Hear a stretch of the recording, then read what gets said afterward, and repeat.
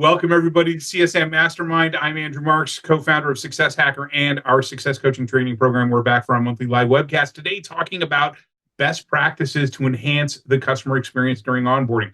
This learning opportunity is brought to you by Success Coaching, the world leader in customer success professional development training, with now more than 31,000 students from nearly 100 different countries. Every time I say that, I'm like, damn.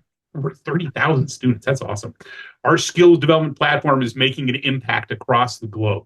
Whether you prefer self-paced learning, an instructor-led boot camp, an interactive workshop, or personalized weekly coaching programs, we offer a wide range of customer-focused programs and formats that are tailored to meet the unique needs and learning preferences of everyone on your team. If you are eager to level up your customer-facing skills, don't miss out on these amazing learning opportunities that can truly transform your professional journey. Ashley has dropped a link. Yes, she has. Good. Ashley has dropped a link to our program page and any coupons that we're offering right now in the chat. You can find out more about all of our programs and workshops and even our events like this at successcoaching.co. Now, this CSM Mastermind series is a live and unscripted discussion. This is unscripted, right, guests? Yes. Right. Okay. This is an unscripted discussion where we dig into a single topic relevant to customer success. No matter where you work, what your role is, or what your customer, who your customers are, or what they are, we've got you covered. A few housekeeping items before we get going. This webinar is recorded and we'll be posting a replay and transcript on our website early next week. And by the way, if you have to leave at the top of the hour, you can watch the rest of it. Watch the rest of it there. We encourage active participation, so please feel free to ask your questions using that Q&A button located at the bottom of your Zoom interface. Questions, though, with higher upvotes will receive priority during the Q&A session. So if you see something that's already there, upvote it. For our LinkedIn Live audience, you can also post your questions directly, and they will be relayed to us. Now, to maintain a smooth discussion, please use the chat window exclusively for commentary, like if you like what somebody says. But direct your questions for my participants and myself to the Q&A window.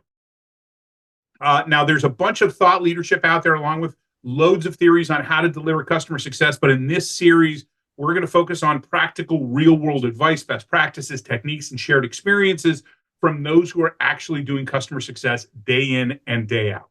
Now, to make that happen, we've invited three amazing panelists to join me for a roundtable discussion. These are folks who are really damn good at what they do, and we're going to ask them to spill the beans on their experiences and their perspectives.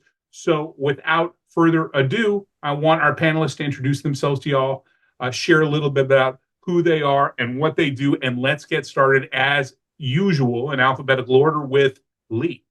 All right. Well, thank you, Andrew. And thank you, everybody, for joining. Really excited to be part of this panel today. It's a topic that's near and dear to my heart. A little bit about me. Lee, CEO of Finch, currently, global digital marketing agency and software company. Prior to this role, I was 8 years as chief customer officer at a global BI company. Prior to that, 2 stints as VP of customer experience at other software and hardware companies, and then a very fun vice president of marketing and operations for a startup in a truck bed storage company that was a huge deviation from what I normally do. But again, just want to make sure you understand I come with a lot of passion for the customer experience and team. So yeah, thank you. On to the next. Yeah, exactly. Yeah, that you've had quite the diverse experience, and it was when you were at your BI company that we first met. Correct. Yes. Yeah. No, it's great to bring your whole program into my team globally. Yeah. No, that was awesome, and I love the fact that you, as the CCO, actually went through level 1, level 2, along with your team. Right. Had to walk the walk. Exactly. Love that. Love that. Awesome. Thanks, Lee. Yeah. Next up is Leigh-Ann. Leigh-Ann. Right. It's going to be interesting today. My name is Leigh-Ann Mosca. I've been a customer success leader since 2018, where I was given an opportunity to build and scale a success organization for a new startup. I am very passionate about customer success and customer experience as well. I currently work at Salesforce, and I'm a graduate of Success Hacker, which I know Lee as well. And we also put our people, our teams and CSMs into Success Hacker as well. So I'm happy to be here. Thanks for inviting me. And Leigh-Ann, you're when you took on that role, you're like, what do we do? And It came from a completely different industry. Yeah. I was confident that you would do fine. You know, that you had the right mindset, and you did. You've done well. And like you said on that LinkedIn post earlier this week, full circle, right? Full That's circle. awesome. Yeah, good job. And I'm glad to finally have you as a guest on the Andrew, program. Andrew was my first mentor in success. So this is super special for me. Hey, it's super special for me too. So, and last but certainly not least, Spencer. Hey, everybody. First and foremost, Andrew, thanks for inviting me on the program. I'm excited to be here, and thanks for everybody for joining. I'm Spencer Smitherman. I'm the Vice President of Customer Experience at a company called Nacelle. I look after our technical field, our customer success team, and support orgs. But prior to that, a lot of B2B SaaS experience, focused at a company called Optimizely, was running their solutions architect program for kind of post-sales implementation, onboarding, and then after that, more of a one-to-many scaled CS style experience at a company called Returnly, where I was running their onboarding and support org. So have a lot of experience, both kind of down market, up market, and excited to be here.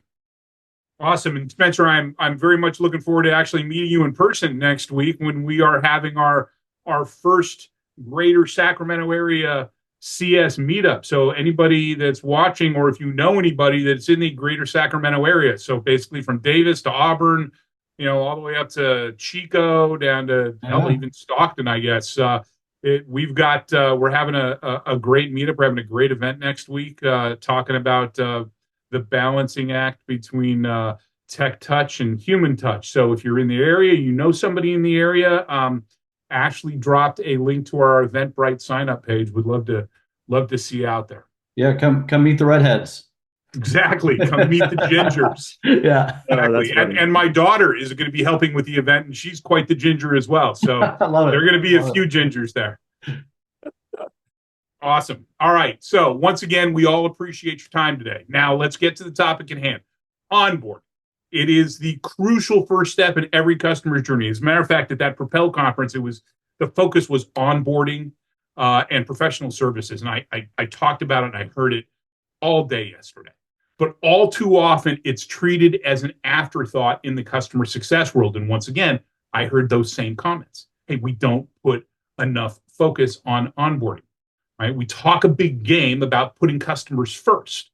But when it comes to onboarding, many organizations are still stuck in the mindset of get it done and move on. But here's the thing, a lackluster onboarding experience can have this really detrimental ripple effect that lasts long after the initial handoff.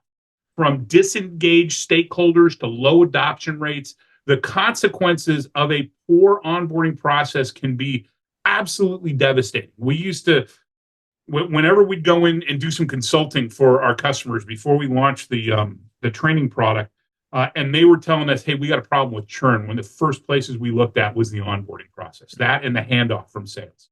All right, so let's dive into the heart of the matter. Is the customer success industry as a whole giving onboarding the strategic focus it deserves, or are we collectively dropping the ball when it comes to setting our customers up for long-term success? Yeah, no, great. Let me jump in there. And I'll have to say, I think we all know that it's incredibly important part of the customer journey. But I do see, and I've had the experience now of kind of going into 4 companies, and what I always find is, and I always hone in on, is doing a quick high level mapping of the customer journey. There's moments that matter that are in the sales process, the handover, which you said, the onboarding experience, and then of course renewal.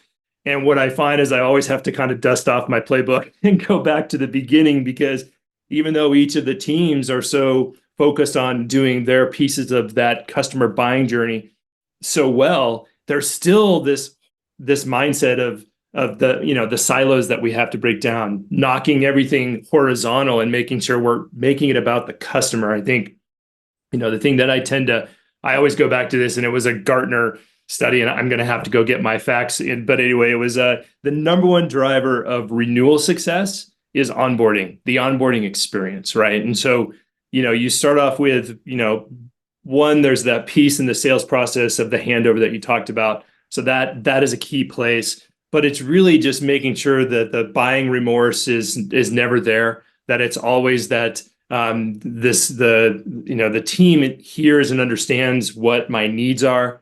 The onboarding experience hits those milestones and expectations, and you really truly understand what was promised and sold. So, which is always a problem too on the delivery of, sometimes we oversell and overpromise. So making sure that is very clear, and just making sure that we really set that time to profitability, because that's kind of the thing that I always focus on is, one, documenting the moments, really focusing on getting the onboarding experience, because if you get that piece right and you have a chance to win the renewal again, that time to profitability, which typically in software companies and other service organizations is, it can be year two.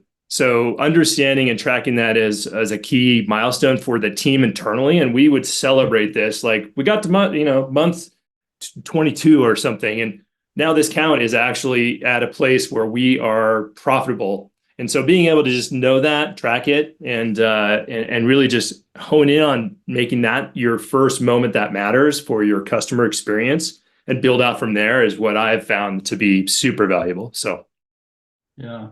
And just to jump in, Lee, I mean, great comments on that. I think from my end, it's not so much that the organizations I've been in have thought that onboarding is not important. I think that's like not really the right way to put it, but I'm certainly being asked to do a lot more with a lot less. And I think everyone probably on this call, especially on the CS side, has experienced a lot of headwinds in 2023, probably early 2024. I think things are starting to recover, a lot of macroeconomic stuff going on right now, but certainly from like a process perspective, from investments into other software technology that we use to kind of supplement our onboarding, as well as staffing. To be totally candid about it, lots and lots of layoffs happening in the technology market, and a lot of that's hitting onboarding teams, CS teams, and so there's a tremendous amount of pressure, especially on the leadership side, to again do a lot more with a lot less, and something that's, I think ultimately going to certainly impact, a lot of the metrics for some of these companies. So something to also kind of keep in mind too is how this macroeconomic climate is affecting onboardings. Leigh-Ann, you got anything to add? I'm sure you do. I do. I would rather talk about another topic because I think these guys hit it on the head for sure. All right. So do you think, so what do you think are some of the most common reasons why, I mean, you mentioned the economic climate, but you would think that because onboarding is such a critical piece of the puzzle, that's the last place that we want to cut back on, right?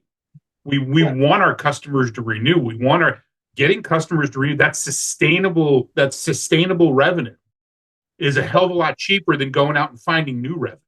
Totally agreed on that. And I think the lazy answer to this is, I think from a dollars and cents perspective, is they see, sales, we need to push more dollars into the business, and we can have the salespeople handle some of this, or depending on your type of organization, they think that they can kind of I guess a lot of leadership thinks they can kind of get away with it.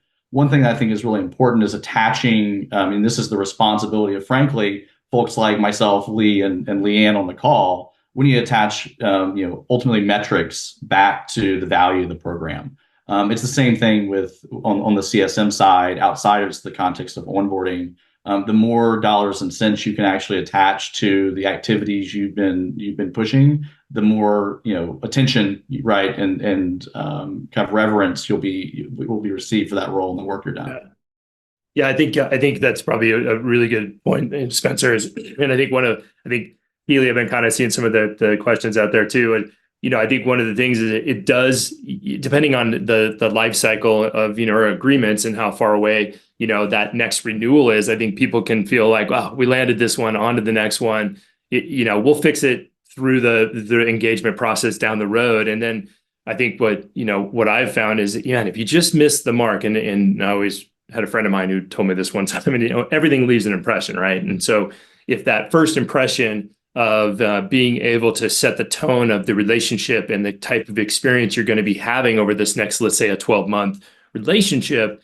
I mean, if you just don't, it's amazing how damaging, that first 90 days and hitting those milestones and promises. I mean, I've had some situations where, that first, even within the first 30 days, completely just to missing the mark, and where, then you're getting pulled in as, the head of your department, or even, escalating to the CEO, just because there was not clear expectations being set in a manner that could be, telling that success story over and over. And that's where, starting with more structure around, this is what we heard from our team internally, validating that. Let's put that success plan together. Let's have that plan of how we're going to measure success, what it looks like, having the time to internally time profitability, but time to value for the customer, and just bringing that up and then getting that first win. I mean, you just want that low hanging fruit, first couple of wins, to build momentum on, I think is so important.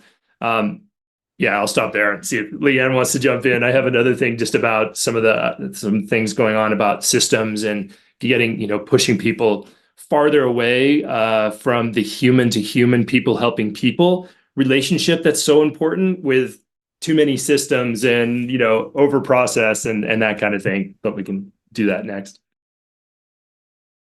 I think, Andrew, you said something about why.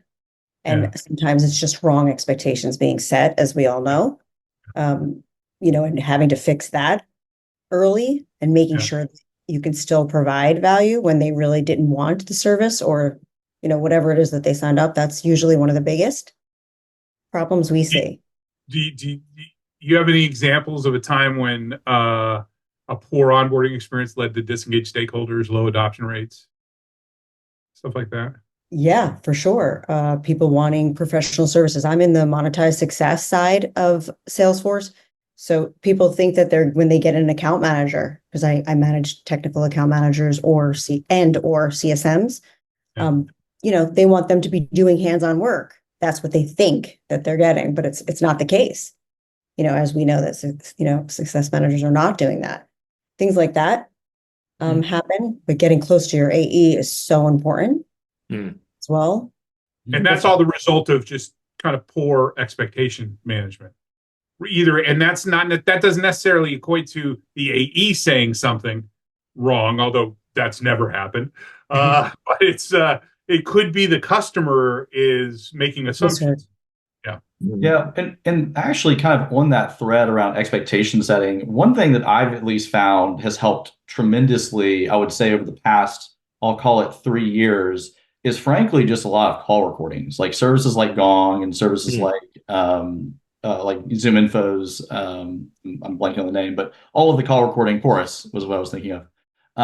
But all of those, being able to follow a whole sales cycle end to end and see what was actually said, and where things can kind of fall through the cracks and where assumptions kind of get made. I think has been, tremendously helpful from my perspective on some of that, because it either helps with training, for account executive, truly, like, not to just blame, the sales team over and over again, but hey, we can train on some of the expectation setting here, or alternatively, like, frankly, recalibrating with a customer that, hey, we actually never promised that. I'm not sure where that actually came from. These misunderstandings can kind of get ironed out sooner. But I'd love actually other people's perspectives if they've kind of seen. Yeah, those recording apps are gold. We actually just last month signed a agreement with Update AI after being kind of a beta tester for them. It's amazing because it just shows up every Zoom call, and it's amazing how much information it's able to capture. And so you can sit there and say, okay, you can be prepared to go into a situation where there may be a misinterpretation or misset expectations. So you're actually prepared to address it, as opposed to having to deal with it, these expectations or inaccurate expectations coming out of left field. Yeah. I think to Spencer's earlier point, I think for me, what I like to do is, again, is mapping out those kind of key moments and look at the team that is part of that. And I like to get the CSMs involved in the, sales process as early as possible. That period between, I think we love you, now it's going to commercials. I like to have the CSM step in and meet the team and make sure that there isn't any, because sometimes commercials can take two weeks, 3 weeks, whatever, and a lot of redlining going back and forth. But getting that CSM who's pick the person on your team who's a little bit dynamic and it can really be like, man, I'm so excited you're going to be our customers. Here's what the next 90 days look like. Here's how we're going to drive success, and here's how we're going to win going forward, is kind of a really key thing. And we've also been launching, we do Fireflies as our note taker. And we've just gone through and started with the team event and just went through every single field in HubSpot all the way through. Sorry, Leigh-Ann. All the way through, and to make sure that we captured, well, I was a Salesforce fan for 15 years, but this one, we just haven't. Anyway, but making sure that all the fields were captured. One, we move all the friction, because it's pretty crazy how many fields get filled in and you're asking your sales team to do. And then that knowledge doesn't transfer down to the team that actually has to own that relationship. So really making sure that what we're capturing, and you'll love this, Andrew, we built it all around the success plan methodology, so that the questions we're asking about the company, what success looks like, what are the objectives, like your form, it goes right all the way through to the account. And then we're actually building that into success plan templates in our product so that the customer is always held accountable to the things that they told us. And then we can kind of go back and forth on, hey, it's a QBR, and just to remember, this is our success plan and this is what it looks like. So I guess, for me, like capturing the knowledge is from first touch and make sure it's the right knowledge and expectations. And you have checkpoints so that the CS team isn't blindsided on, because again, both teams are doing the best they can for what they want to do. It's how do we as leaders bring them together so that the customer is the winner in the end? Well, one of the biggest faux pas that we see, that we experience, that we hear about is the fumble of the fumble when that the handoff from the people who made all the promises in the sales process doesn't happen effectively with to the people who are responsible for making those promises into reality. It's a huge moment of truth, which you mentioned the moments, right? The moments of truth, right? It's that handoff, and then it's the onboarding piece. And kind of to add one comment to that, the sales teams, sales teams worth their salt should welcome this kind of engagement. As a CSM or someone in professional services or anyone post sales, you have a special type of authority that goes beyond the art of the possible, right? Like you have this authority of like, hey, I implemented Apple or whatever big company you did, and we enabled this many hundreds of seats and made sure that they, you have the war stories, right? You have the things that really get set across the line. And as an executive stakeholder, on the buyer side, they want that. They want some confidence that you know how to deliver. And I think that's a perfect injection point, all the things that Lee was talking about. And so that's a good way to kind of convince, if you're thinking about implementing this yourself and you're looking for a way to start, that's kind of a good place to begin from. And I think it just on top of that, just because I've been going through this a couple of times, and I definitely don't want to be pointing fingers at the sales teams and organizations, because really, if the way that the business sets up the incentives and the programs around supporting each of the departments can lead to them. And so I think being able to understand as a CX leader is reach across the aisle there and realize, like, what is the motivations for the sales teams and how are they rewarded? Because there might be some simple things on, well, let's talk about second year renewal as another success point for the sales team to get rewarded, so that when they go into things, they go, this is really good business for the company, the team, and I know they're going to renew because my team is awesome on the CS side. Like sometimes just finding out what business process has kind of set it up for its own failure is kind of also a good thing to kind of think about. Well, Leigh-Ann, I would love to hear from your perspective. Now, you've been at Salesforce for 2 years? 2.5, yeah. 2.5 years. I mean, Salesforce is like the granddaddy of all SaaS companies out there, and they've been doing customer success the longest, right? So how is that relationship and that handoff between the sales team and the post-sales team? And do you have situations like what Lee mentioned, which is, by the way, a approach that I've believed in and have been pushing well before the subscription economy, of getting folks from the post-sales team engaged in the latter stages of the sales cycle to ensure that handoff and the onboarding is smooth and effective. Well, Salesforce is so big, and you don't realize that until you're in it. But we have different departments. So we have, let's say, the monetized department of sales, then we have AEs. So that monetized department it's just a sister. They're contacting me saying, "Hey, do you have a CSM that can join an onboarding call? Here's the situation." They just want to have a conversation. They want to know exactly what they do. And that does really make a huge difference, having them on these sales calls beforehand. And they usually close just from doing that. It's not always it's that your folks bring a air of credibility. That's right. Knowledge, domain expertise to the conversation. And then once they do close, there's the onboarding team that's basically setting up an internal sync. We've got a Slack channel that gets created immediately. All these assets are created. We do have AI connected to it all. We lost Lee. I'm sure he'll be back. Okay, go on. That's a new one. That's a new one, Ashley. Okay, I'm sorry. Go on, Leigh-Ann. That's okay. Yeah. So all these things are happening all at once, and then we get together internally.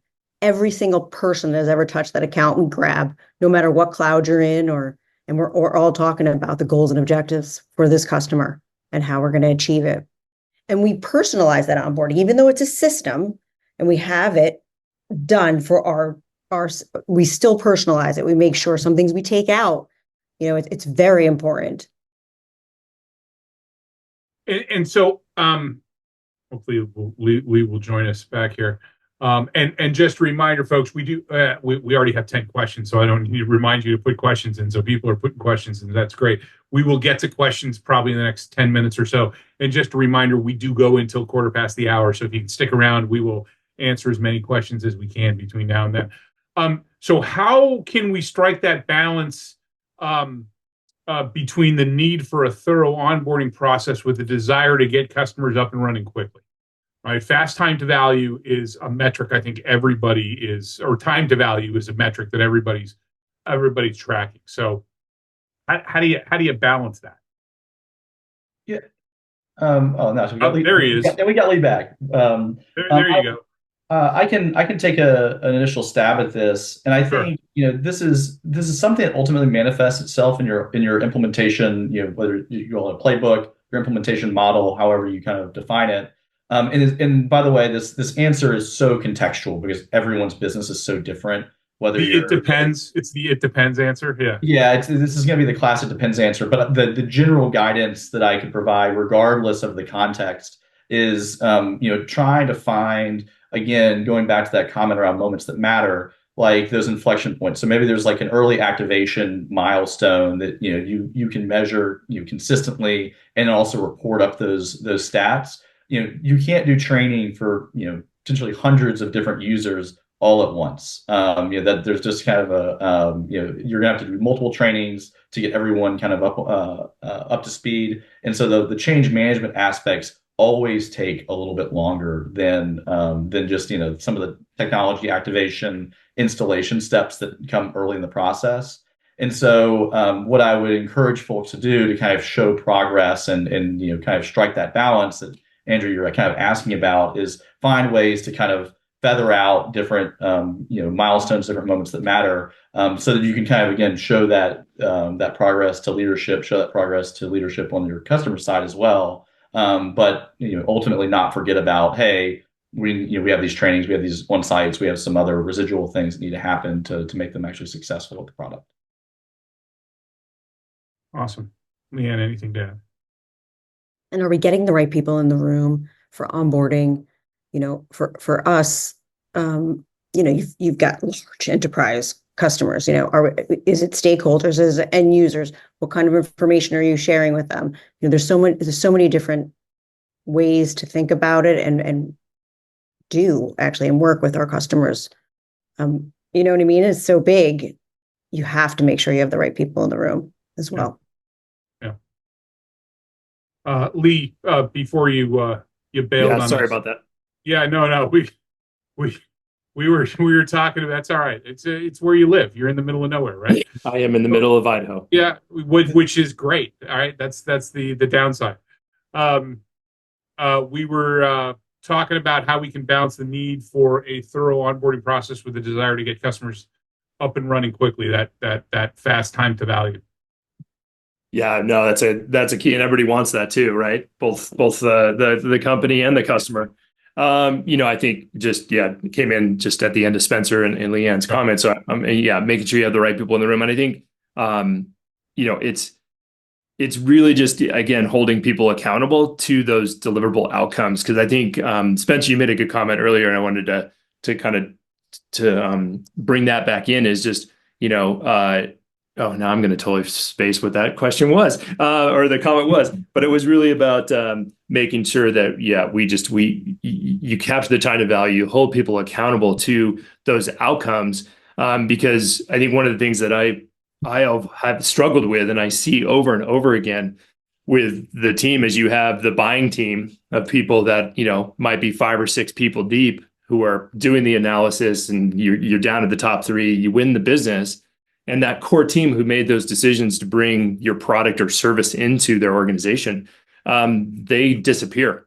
And then you're passed off to the delivery team, who maybe were not part of the buying team, who didn't have the decision. They're super busy in their day. And now they got to take on this extra, bit of learning and, more work for their day of doing their normal job. So I think it's really important that, to Leigh-Ann's point, is make sure you have those people stay in the room and in the process until it's agreed to on how you're actually going to deliver on the milestone success, communication, and the goals. Because once you get passed off to the 1 or 2 people, they are the ones that are going to start telling your story to the business. So unless you own the narrative from day one, and keep those buying team in, you telling the story of your value over and over and over again without it being taken by the customer, because the customer will spin it to what is best for them, and then you lose out, and before you know it, you're on a slippery slope for the success of that account. So just to clarify, you're saying that the buyers, the key stakeholders, are still engaged as they transition over to their proctors. They're Correct. Still engaged, so we can ensure that the buyers and their proctors are on the same page. Here's why we bought. Let's all make sure, because that's a great call out. That's a super important piece of the early onboarding process, of the kickoff call. Let's make sure, and this is something that all of you as customer success managers need to be on the lookout for, is when I'm having this kickoff call, it's so important that everybody from the key stakeholder at the top all the way down to the end users that are involved in the rollout are all on the same page, right? They all may have different definitions of success, because the key stakeholder has a more strategic definition of success, and the end users are all tactical. I just want to be able to leave the office at 5 o'clock, and that's, there's an efficiency, but they should all be related. Right. Those things, those pieces need to build upon one another. And it's super important as a customer success manager to keep your eye out for that. More importantly, to keep your eye out for a disconnect, right? Because it's the disconnects that end up taking that customer off track. And that ends up costing us a lot more effort, a lot more time, and increasing the risk. As soon as you lose the ability to tell your value story to that team, your account's at risk. Because as soon as, when you get down to the one or two, people that you're working with, maybe on the day to day, that person quits, then you become a line item on someone's balance sheet. And unless you have someone, if you're not telling your story, your competitor is, and then you become at risk. You could be 6 months into an agreement and no one's telling the value story. And then all of a sudden you're like, yeah, I think we're going to move to this other company or other product because we're just not seeing the return, even though you're doing a great job and you are meeting those expectations. But again, you've lost the narrative. Yeah, totally. That could be a whole other webinar of totally. Steve Colbin's. Yeah, it happens all the time though. So I'm gonna jump over the next question because there is a question in the Q&A about automation and which we talked about, we knew was going to come up. So we'll talk about that in the Q&A portion. But before we get to Q&A, what role does personalization play in creating an engaging and effective onboarding experience in your respective worlds? I want to start with you, Leigh-Ann. That is everything to us, and it's funny because there's a product called personalization that I'm actually spearheading right now. So it's funny that you said that, but it's everything. And it's a personalized experience. It's collecting all of the information. What kind of products are they using? Because they might be on the monetized success on one cloud, but not on another. It could be all that. But overall, what products are they using? What's their usage? We pull it all before we're even having conversations. And then our CSMs are even doing discovery, and our onboarding teams are doing discovery, all about the company. So we're walking in there as a team, delivering how much we know already. And what does that do? What does that do to your customer relationship? Of course, it builds it. They feel trust much quicker when it's all about them, and you already did your homework. Yeah, 100%. Spencer, what about you? Yeah, one thing, I'll say something that's maybe kind of detracts a little bit from the personalization narrative to give a little bit of a kind of devil's advocate approach to it. Ooh, we like devil's advocate. Yeah, Come on, do it. So one thing, obviously personalization is great. And what I want to clarify before I kind of jump into the spiel, one thing I'll clarify is this shouldn't come at the expense of understanding the customer's business objectives and what product mix they purchased and making sure that they get an onboarding experience that's relevant to those goals. But as a leader, one thing that's hard about doing a lot of different, kind of giving a carte blanche, giving them full access to the whole team to do full access to, personalizing every single onboarding is you lose a lot of quality control. I mean, you have, there's a reason why we have playbooks. You write playbooks to help align the team around, hey, this is the way we deliver. This is how we do business. If you have, Bob and Nancy going off and doing whatever they want and kind of going out of left field and they might not be very trained very well. I mean, personalization, maybe as a strategic CSM, you really understand, okay, this person's really well trained. They're a career professional. They're experienced. As you go further and further down, no offense to the folks that are newer to the experience, but they haven't seen all of the different have the experience, right? All the different customers they've worked with. Personalizing everything actually can do a lot of harm to the process. So I think there's a balance you have to strike is kind of my point and what I'm kind of saying there. And anyway, to add, I think Spencer, it's funny. I'm chuckling because I just past roles where if I was maybe the VP of CX and I really cared about hitting my goals and I kind of thought less about the overall impact to the business, but now that I'm kind of on this other role, I'm kind of looking at exactly what you're saying. I mean, it's like my heart is like, Leigh-Ann, yes, everything's personalized. It's like 5 people on the account, and then I'm thinking margins and what's it going to cost, and now you've just exploded my service level offerings, and so it's a hard balance. But I think as I'm kind of trying to, rebuild my global team currently around these exact same topics, and is where do we draw that line? And I think it's for me, I tend to put a little more time and energy into that first 30 days of a new customer because I really want them to know that the sales team does work with the CS team, and we do care. So we have that kickoff call and we capture that stuff and we try to make it as personal as possible. But there is a point where you're like, yeah, but you paid for level 3, service. I know you want level 1, and it's hard not to be the one that is like, oh, just do that extra thing for them and keep doing that. But then you set that expectation, and that's the slope of like, man, why did my tier 3 account just become a tier 1 burden for my team? It's because the business didn't set those expectations correctly in the beginning. And I think that's one of the beauties of this kind of work is there's so much experimentation that everyone on this call can do to determine what that balance is. And so, hopefully this is kind of inspiring folks to think about that and where they can. I think Ellie has a good comment in the chat that's kind of like, a way to kind of approach it and to provide some guardrails. So anyway. Yeah. So I think it's hard. I think your onboarding needs to be, just like every methodology, needs to be prescriptive yet flexible.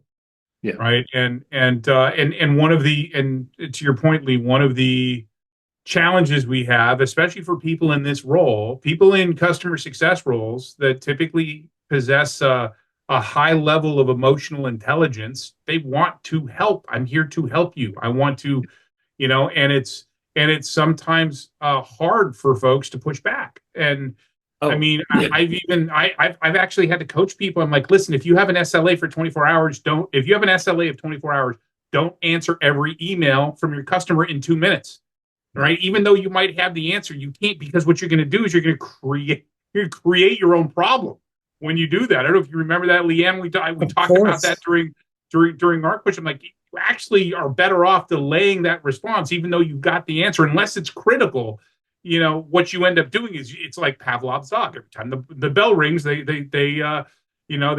want something to eat. They start to salivate. It's the same thing. Every time I send you a message, you get back to me in 5 minutes. Well, why did it take you 3 hours? Well, actually, our SLA is 24 hours, right? So you actually end up creating your own problem in that case. All right, go ahead. Yeah. Let me add one more thing, just because I think going back to onboarding, right? And I think what I've found that actually has helped is, again, it's capturing the right information, confirming with the customer what their problems are and how we're going to solve them. But empower the CS person or the team that's onboarding is like, let's go through what you've actually purchased. You've purchased this program with this service level, so that, again, that's part of your success plan. It's like, don't lose that, because it's hard to bring that back once you start doing exactly what you said. Like, oh, well, we'll toss this and this in. But again, it's like, I have no problem with my team going the extra mile as long as the customer understands it's the extra mile. It's like, yeah, you're a tier 3 account, but this week we had this problem and I brought in 3 specialists and we killed it. But that's not going to be the norm unless you want to pay for that next level. And again, people have to be empowered it's okay to run your business healthy. And any customer you deal with, they're wanting the same thing, right? So that's okay. And that's not bad service. It's just, if you don't set the expectation in the beginning and carry that through, that's on you. Yeah. And we're not suggesting that you don't try and exceed expectations. Correct. Right? We should always be trying to exceed expectations. Just there's levels. Yes. Right. There's a level of intensity. So, all right. So let's get to some questions, because it's a little past a quarter past, and I want to get some of these questions knocked out. And to my guests, if you see questions in there that you want to jump in on first, hit that answer live button. So our first question comes from Keely. Thank you, Keely, for the question. For CSMs with heavy account loads where lower touch options are necessary, what pieces of the customer onboarding experience would you say lend themselves well to automated or self-service, and which pieces are an absolute must for live or one-on-one interaction? Anybody? Come on, Leigh-Ann. We addressed this specific thing in your last role. Remember? Yep. Remember the whole training thing? Is that Lee or Leigh-Ann? No, I said Leigh-Ann. You go, Leigh-Ann. I'll follow up. Yeah, remember it was the one-to-one versus one-to-many training? Oh, yeah. I mean, I'm in a whole different world now where we use Salesforce tools. So I felt like I wasn't able to really, and of course that's what I'm going to, say, but there's a lot of other tools that I love to use outside of Salesforce as well that help keep track. But I don't really have as many in my back pocket, to be honest. If we're I looking know, at but like for example, when you were in your previous role, one of the challenges you had was your team was spread too thin, and you were doing one-on-one training. I understand what you're saying. Right? Yes. Now, it took me a little bit, Andrew. Yeah, that's okay. Well, it's that golf course lifestyle. Yes, I can understand. It really is. So we created webinars. I'm a teacher, actually, by education, by the way, funny enough. And so there's different types of learning. So we made sure that there was live workshops that we had. That's how we scaled. I'm sure many of you guys have done the same. We also had a whole reading section of the FAQs we created, knowing our customers already, having them go through the journey enough to understand them. And then also they can do webinars. We had webinars to teach them certain things too. So we tried to do 3 different ways for our customers to scale onboarding as well, which was super cool. So it went from these 90-minute one-on-one trainings to, hey, go to this webinar and let's set up a 30-minute call where I can answer your specific questions. So you were able to reduce that training load of your folks by 2/3 by just introducing kind of the weekly webinar series. We used to hold 100 customers, let's say, per CSM in this particular product. We went up to 300 by just doing that. Yeah. Huge. Yeah. And Lee, Spencer, what do you got? What kind of how would you address this? Yeah, and great question, Keely. And I think I guess first and foremost, I don't have this answer is so contextual because it depends so much on what your implementation looks like. But the way that I would kind of start about this, if I was just kind of coming into a situation and thinking about this, is hey, take a very data-driven approach. Where is everyone spending their time? And even if it's not perfect, the team is going to have we spend so much time doing, helping the customer with their HTML and CSS customizations of the little front end widget that we have on our site. And we don't have the right staffing for it. And, I'm a CSM, I'm not a developer. I don't know how to help them. They're spinning their wheels. And maybe that's where you start. Everyone will kind of have, I feel like even before you start, really doing time tracking, people have a good feel for it of where they're getting their time sucked up. And I would just suggest starting there. In that specific example, maybe you can work with other developers in the team to develop, hey, you're going to get flavor A, B, and C of the template that you can deliver to this widget. And then that way it will speed up some of this front end development work that needs to happen for them to go live. That's just one thing that's actually kind of speaking from some experience from my time at Returnly that we did. But that's where I would kind of start in my kind of way to think about it.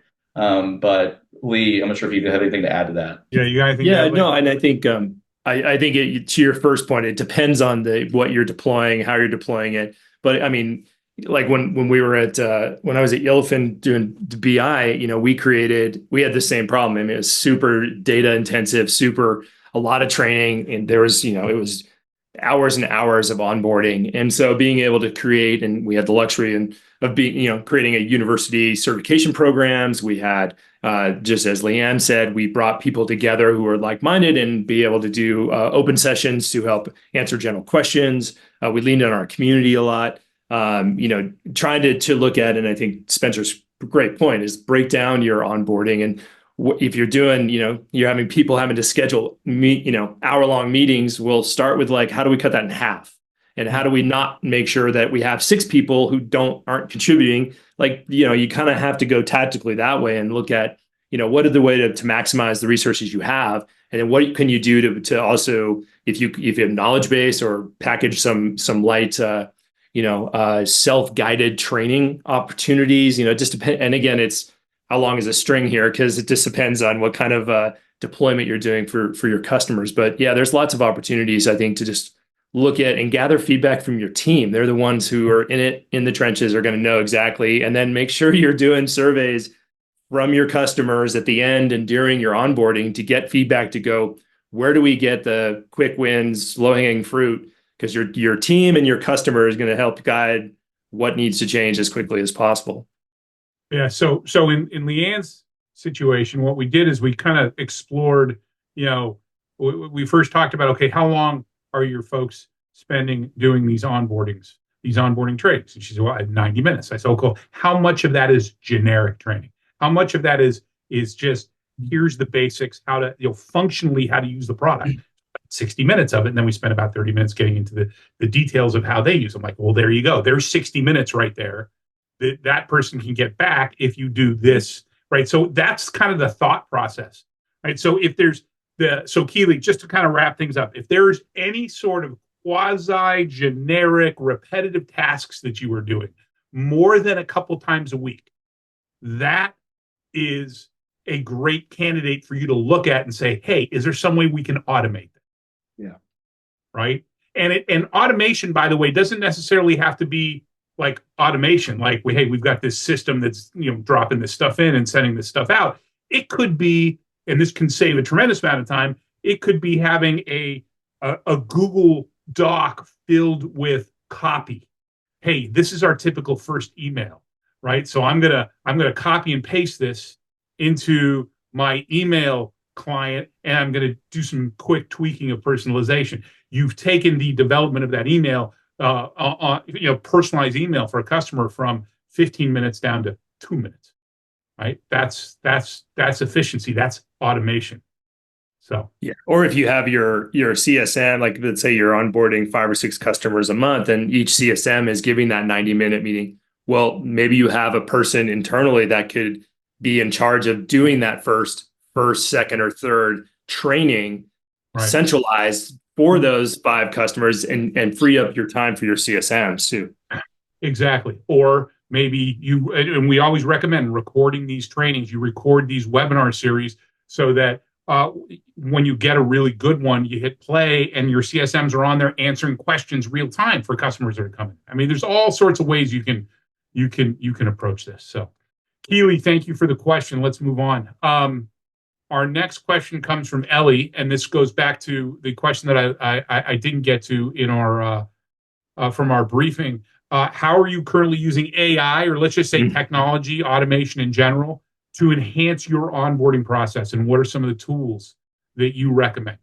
Yeah, I can speak just from experience that we're doing here today, and I'd like to preface this by, AI is awesome. I mean, we're seeing in the marketing, digital marketing space, it's changing everything we do.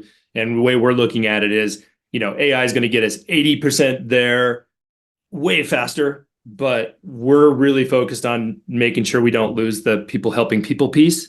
Because the last thing we want to do is just push everything to automated AI and not have control of that experience for the customer. But one thing that we're doing is, we're looking at, again, mapping out our first touch all the way through to renewal. And then everything we capture from the sales process, we've now integrated we use Asana internally for all of our project work globally for our teams. And so what we've created is using Zapier, some tools that when certain stages are hit in the process, tasks are automatically created in Asana, assigned to the right teams that need to do that work. And then that way we're making it easier for our sales team to get stuff in the sales cycle faster to the delivery teams. And then that information is all being stored centrally around that account. And the customer and CSMs, they know everything that's going on. So that's kind of one way we've automated the process. And there was another question about how to record more of the sessions. We have set up Fireflies as all customer calls, sales, and CS are recorded, and that is attached to the HubSpot account, so that we know the activities, so we can track activity by account and make sure if account isn't getting the touch points it needs, we can flag that as a risk account.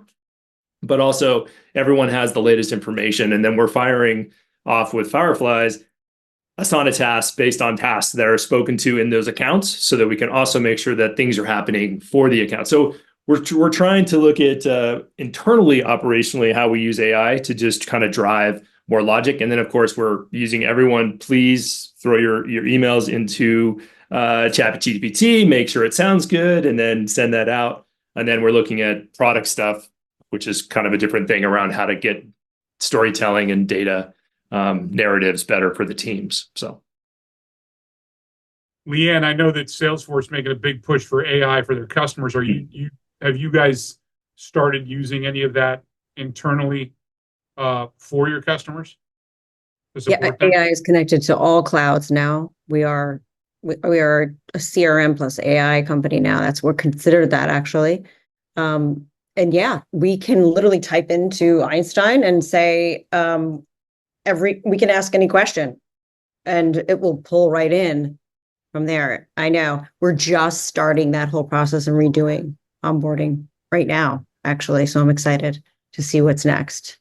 So now the commercials for McConaughey make way more sense. Yeah, exactly. From my end, we've done a couple of things. I think I'll start on some of the automation pieces that kind of Lee broached, because it's not pure AI play, but I think something that's kind of interesting. I've always, again, we're a high touch CS model. We have, customers, the high ticket item for average customer for nacelle. And so we've been using Slack channels for a long time. I know there's always been historical pressure to use Slack channels at different companies. But we use a company called Pylon. There's another company out there called Thana AI. Both of those products essentially integrate the Slack channel into like a Zendesk instance, for example, or into other downstream ticketing systems like Salesforce Service Cloud, and it allows you to kind of meet your customer where they're at, and allows you to still track and have analytics and all of the things you need as a manager to be able to have oversight over what that looks like and be able to manage some of those channels. So that's been something that we've been finding a lot of success with. The other thing that I've been evaluating really early stages is a company called Mark Prompt that helps with essentially training, kind of like a internal GPT, if you will, for helping and pulling in your knowledge base and all of that information to be able to have a kind of a chat bot focused around your customer knowledge base. Now, crap goes in, crap goes out. You have to really make sure your knowledge base is really well written and has a lot of great content. So that's a dependency on that. But this is, again, probably similar to what we said before. This is probably a whole nother topic for a whole nother webinar. There's so much that could be said here, but lots of really cool stuff that we're working on, at least at the startup level. Yeah. Just to clarify, Spencer, great point. There is a big difference between AI tools and automation and data modeling and that kind of thing. So yeah, no, definitely don't want to. It's hard because there are so many solutions out there, but it is really, I think, having a good internal team of people that can help with vetting out what works, what doesn't, and then adopting that across your team is so important. Anyway. And one last comment on that, and as customer success professionals, everyone on this webinar, we are supposed to be good stewards of our customer data. You should not be plugging random things into OpenAI, ChatGPT, Claude, whatever. Always, again, as a manager, that's something I always tell my team, like, hey, guys, and gals, think about this before. Very well said. Good point. That's also, though, why the OpenAI Enterprise edition is a good call, because it's your data stays private. So super important. Yeah, that was a good PSA. I like that. That's exactly. That was awesome. Thank you, Ellie, for the question. Our next question comes from, and like I said, we're going to keep going here till 12:15. It's another 14 minutes. Danny, thanks for joining us. Thanks for the question. Danny asks, as someone working in a startup with a non-traditional sales team handled mostly by the CEO, how can CSMs best engage and ensure a smooth handoff, and how does this look different than large organizations with sales teams and processes? Oof. That's a rough one. That's a good. Come on, Leigh-Ann, you've been. I have both sides. I have the small. You've been there. I know you've been right. there. I have the small, like one manner. And that's just really communication. I mean, you're really just knocking on their door and making sure that you have maybe even creating some questions. I've always thought that was really helpful. Things that you need to know beforehand maybe would be helpful to the sales one person team, even huge team. I mean, it's really nice to have. And on the flip side, I feel like some plays for quick wins is also helpful. When you're evaluating that customer journey and the customer onboarding and seeing what are some quick wins that have been done frequently, so you can train on both sides, the CSMs. I think if you're the CEO and CS and doing it all, right, it's the making sure that what are you doing now to make yourself the most profitable, but also the most important thing for your customer. I think there's a lot of great tools out there that are affordable that you can use to help just organize. But I think, you're right. It's whether you're hundreds of people or one, it comes down to that experience that you're providing. And I think one thing that I've found just when I have limited teams is like, what's the pre and post education or leave behind? What's the pre-information you need for that meeting? To Leigh-Ann's point, like send those 5 questions, get that person thinking about helping you, and then you can get in your most out of your meeting, and then follow up, like do a +1. Like, hey, great to have that session. Here's what I heard, and here's one thing: a link to an knowledge base article, or a link to our next meeting, or something where it's like you're adding value, but you're trying to maximize your time, right? And cut your meetings in half. Because you probably don't.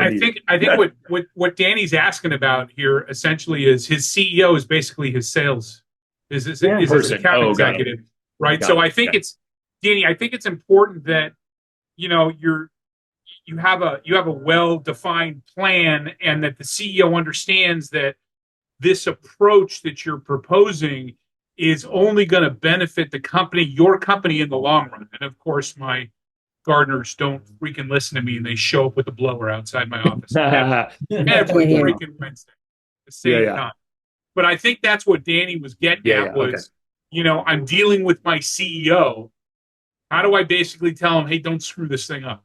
Ooh, I got a good one for you on that. So tie everything back to revenue, and you'll get everybody on your team singing on the same playbook. So tie it to, look, if we do this right and just use the Gartner, like I think it was maybe I'll chase it up after, but I think it's like 87% of all renewals first year is related to the onboarding experience. So just go like time to profitability. If we don't do a great onboarding and we don't renew this customer, or whatever your milestone, time to profitability is, we got to nail this. There's no one who's not. Your CEO is going to go, okay, I'm on board.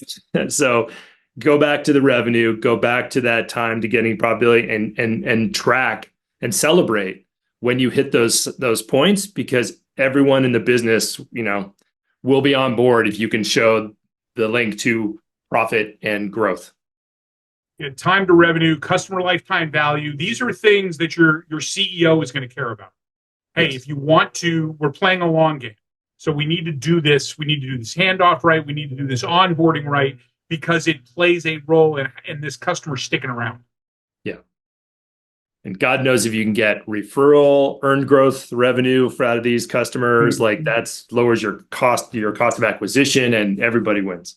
Yeah. And so when you're dealing with your CEO, Danny, the key is to mention those type of metrics, mention those types of concepts. Hey, we're doing this because we're playing a long game. We want to increase customer lifetime value, because those are metrics that your CEO cares about, because those are metrics that the board cares about, your investors care about. Even if your CEO is bootstrapped the thing, your CEO cares about customer lifetime value. That is that's how your business survives. Keeping your customers. Awesome. Thanks, Danny. Ashley asks, do you have any suggestions for reducing time to value when most delays occur as a result of issues on the customer side? For example, lack of resources, no security or legal approval, or loss of a champion. That's a hard one, because but that goes back to owning the narrative. If people aren't showing up, and I've done this before, it's like, you got to communicate to the larger group. Like, look, guys, you're not holding your end of the bargain. if you're missing your deadlines or, you're not showing up for training, we're going to push out. You've already, hopefully you've already captured some money for either onboarding or getting started or sign an agreement. And you just have to push them like, we're busy. We've got other customers in the pipeline, and I've got resources allocated to your account to get you up and live and successful. You got to just over communicate especially during onboarding, and you got to hold people accountable. And that's perfectly fine. Set the expectation, deliver that message, and hold them accountable. And this doesn't necessarily help after the fact, but like never, if you can, never give onboarding for free. I realize sometimes that doesn't work necessarily for some smaller motions, but if you're just giving a bunch of stuff away for free, people don't value it, and they're naturally going to not, because they don't value it, they're not going to prioritize the training or whatever things you've been putting in front of them. And make sure you when you do your time to profitability, you put in the time of your onboarding and add that to it, because a lot of people forget and then they don't realize, oh, I just added. If you've got a long onboarding with a whole bunch of resources, you've just pushed that out even farther. So good point though, Spencer. But at the end of the day, companies don't spend money just to spend money, right? They want a return on the investment. And we need to be clear with them right out of the gate. Hey, there are these things that you need to do. And if these things aren't going to get done, then that's going to push out your time to reap that benefit, to get that return on your investment. Yeah. But you need to be making that very clear from the beginning. Yeah. In that kickoff call where you're laying out, when you've developed that success plan. Hey, listen, there's a reason why in the success plan there is a box right there in the on the front page, key actions, dates, and who owns it. Right? These are the things that need to get done and the people who are responsible for it. And if these dates aren't hit, then that's going to push out your value date, your value realization date. And I guarantee you somebody cares about that. Yeah. Well, I think too, I think Spencer might have said this earlier, is or one of the some great comments in here, by the way. I think too is people don't realize that it is a partnership. It does take time. It takes resources on both of both camps, right? And I think too, some people are like, well, you just click a button and let the AI engine do it all for me. Like, do I have to actually show up for the training? Yeah, that's in setting that expectation day one of like the kickoff, like this is what it's going to take, and you're going to have to spend an extra 15 hours of your week. Is that going to be okay? I think that's important. So, Leigh-Ann, when your team gets engaged, in the latter stage of the sales cycle, and your team's going in there and adding that level of credibility, I mean, are you setting the expectation with those prospects that, hey, by the way, here are the things that you're going to be responsible for? Yes. And then there's another one for enablement that I can touch on too, where, we're setting up, they see the whole plan, and it's a lot of information. So sometimes you have to break it up a little bit smaller, the bite size, Yep. But we're setting up the whole plan for them. Like, this is what's next. This is what's next. These are the people we need. We need these contacts for this. And you're meeting your team that's going to be surrounding you for sure. And sometimes I remember working with you, Andrew, and having to do like templates. And because sometimes in a smaller startup, you're directly talking to people, CEOs and things like that, to get them through the table. And how are you going to engage them? One time I remember saying something like, do I need to call the ambulance? And they answer, but like, I know it sounds silly, but like you have to, it's almost like a little marketing that you have to have in your brain in order to get them engaged as well. That's funny. I remember that part of the training too, Andrew. I pulled out a couple of those tactics, sending flowers. Yeah, exactly. The vendor squat. I brought donuts. Now let's talk. Calling the secretary, whatever you need to do to get them. Yeah. Awesome. Thank you, Ashley, for the question, and great meeting you yesterday at Propel. Jacqueline asks, do you have suggestions to attract, capture customers who are sidestepping or avoiding the onboarding process due to work time pressures, et cetera? Kind of tangential to what we just kind of related to what we just talked about. Lee, it looked like you wanted to jump in here, but you have anything specific for Jacqueline? I just back to the narrative, just making sure you're standing on your soapbox and broadcasting to more than just one or two people, because again, like you said, like somebody signed off on this, they're spending the money, they want the outcome that they're paying for, and so just making sure that you don't lose that megaphone story with that whole team. Yeah, Spencer, you got anything to add? No, nothing really more to add. I mean, I think we discussed a good bit of that. Awesome. Lee, hit the done button for me. The next question actually comes from LinkedIn, from Claire. Hi, all. What are your best tactics for handling customer success versus user success in onboarding? For example, the buyer versus the end user. They often have wildly different expectations. I've lost count of the number of end users who start off disinterested because they've been told by their boss they need to use this new software. Great question, Claire. It is. You know, a big piece of this is just the whole change management process, right? And actually approaching driving adoption, especially with end users, as an exercise in change management, to make sure that everybody's aligned and they understand what's in it for them.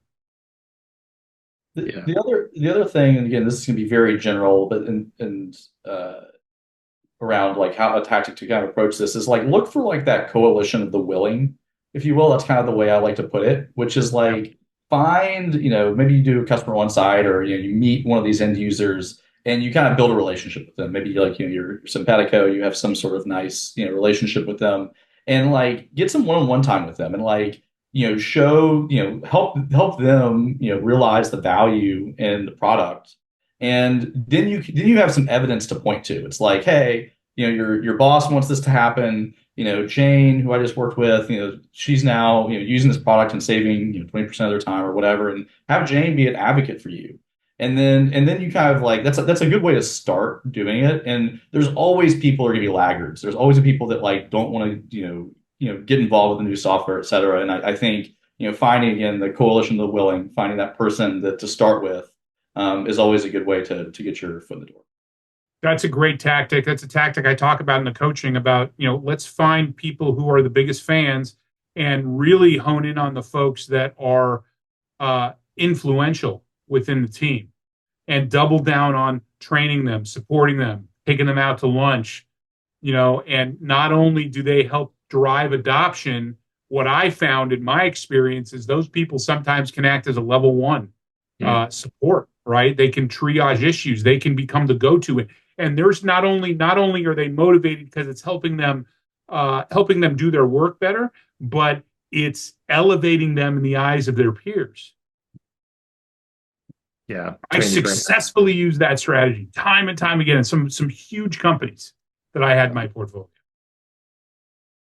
It's a great. But that is also that is probably one of the hardest things, right? Is when you're trying to drive change for an organization because you've been brought in as the solution of choice. And I think one thing just to add to that is like, try also to be open to not being too much in love with your solution without really kind of understanding the problems that the team is having. Like even if you can solve one or two and just understand that very clearly, that's what you can hang momentum on. So, just making sure you come in going, I understand, here's what we've been able to do. Like what Spencer said, I think is perfect. So awesome. All right. Well, we've come to the end of our time together today, and I want to say how awesome our conversation was. So thank you. Thank you all. But hey, what matters most is what all of you think out there. So I kindly ask you to share your valuable feedback on LinkedIn, tagging me, our guests, or Success Coaching or Success Hacker. Big thank you to my amazing panelists for generously sharing their ideas, thoughts, insights, and best practices. Let me leave you with this thought. Exceptional customer success managers understand that they don't have all the answers, but they sure know where to find them. That's why we created the CSM Mastermind, to tap into the collective knowledge and experience of our community to support everyone's growth. Remember to sign up and mark your calendars for our next event on June 19th. When we're going to talk about building customer relationships virtually, something everybody now needs to be able to do. Until then, make sure to make space for yourself and your mindset every single day, and have a great rest of your week and month, everybody. See you soon.